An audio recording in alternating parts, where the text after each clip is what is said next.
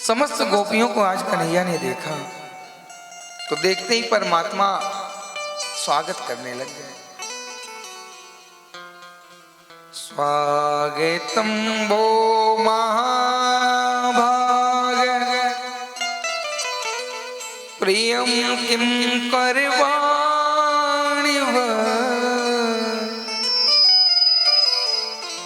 ब्रजशयानामयं क्वचिद् ब्रूतागमन कारणम् ब्रूतागमन कारणम्।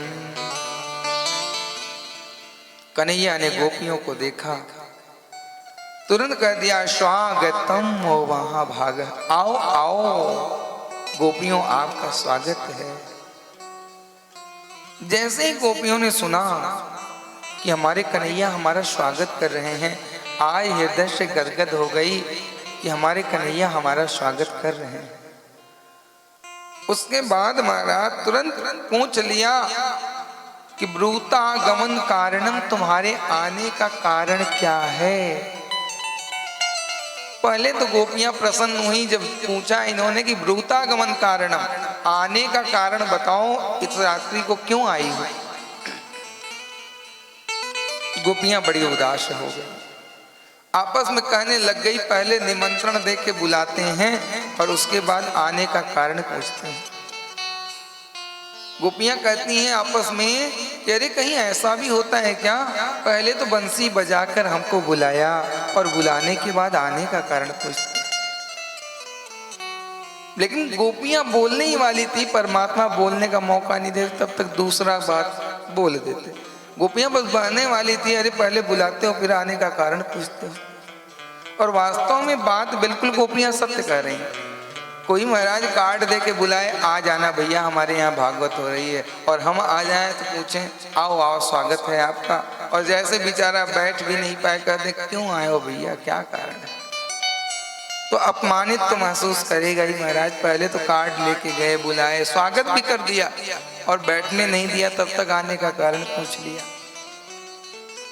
गोपियां कहने ही वाली थी कन्हैया आमंत्रित करके हमें बुलाते हो और आने के बाद कारण पूछते हो।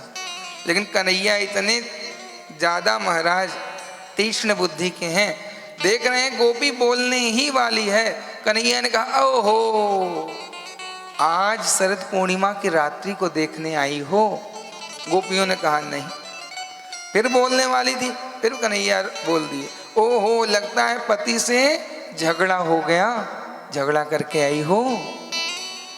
गोपियों ने बोलने का प्रयास किया, लेकिन पुनः कन्हैया बोल देते हैं अरे रुको, ऐसे नहीं करना चाहिए पति के साथ। गोपियां बड़े मंद ही मंद महाराज क्रोधित हो रही हैं कि हम बोल भी नहीं पा रहे हैं और आज ये आगे से ही बोल देते हैं। कन्हैया ने कहा देखो गोपियां,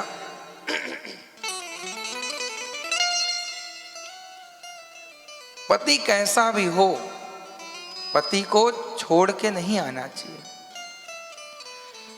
एक ही धर्म एक व्रत नेमा। कन्हैया ने कहा देखो पति को छोड़ के नहीं आना चाहिए। एक ही धर्म एक व्रत नेमा, स्त्रियों का एक ही धर्म है और एक ही व्रत है, वो क्या, पति परायण रहना। ठीक है स्त्रियां तो मान जाती हैं, बेचारी पति परायण हो जाती हैं, लेकिन स्त्रियों का भी एक प्रश्न उठ जाता है। यहाँ पे रामचरितमानस में तो तुलसी बाबा ने लिखा एक ही धर्म एक व्रत नेमा। कहने का तात्पर्य स्त्री का एक ही धर्म और एक ही व्रत है, वो क्या, पति परायण रहना। तो स्त्रियां भी जानना चाहती महाराज हम तो पति परायण हो जाएं, लेकिन अगर हमारे पति पत्नी परायण ना हो तो क्या करें। तो महाराज अन्य पुराणों में इसका व्याख्यान आता है, पत्नी को पति के परायण रहना चाहिए और पति को पत्नी के परायण रहना चाहिए। यानी दोनों के लिए नियम बराबर ही बताए गए हैं। पुरुष के लिए कोई छूट नहीं दी गई है कि आप जो मन करे वो करो और पत्नी गऊ बन के आपके सारी बातों को सहती रहे, ऐसा नहीं कहा गया है। जैसा नियम, बस बात यह है कि एक जगह हमको सारी चीजें नहीं मिल पाती, जिसके कारण हम मूर्ता कर बैठते हैं और स्त्रियों पे दबदबा बनाए रखते हैं, अपना वर्चस्व लहराते रहते हैं। तो ये बात दोनों के लिए लागू है। एक ही धर्म एक व्रत नेमा, ये स्त्री के लिए भी है और पुरुष के लिए भी है।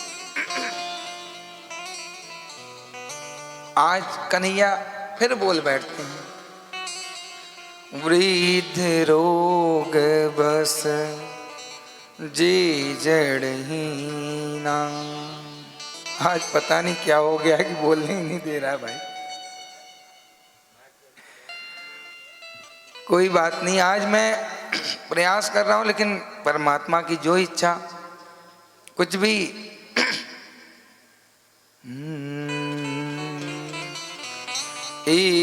वृद्ध रोग बस जी जड़हीना।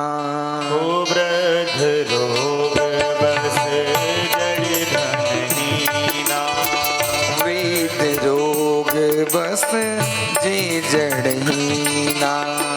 वृद्ध रोग बस जड़ धनहीना। अंध बधिर क्रोधी अति दीना।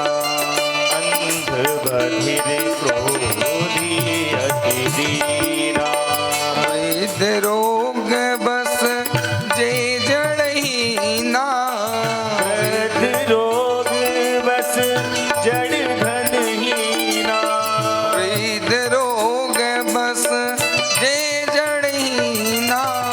वृद्ध रोग बस जड़ धनहीना। अंध बधिर क्रोधी अति दीना। अंध बधिर क्रोधी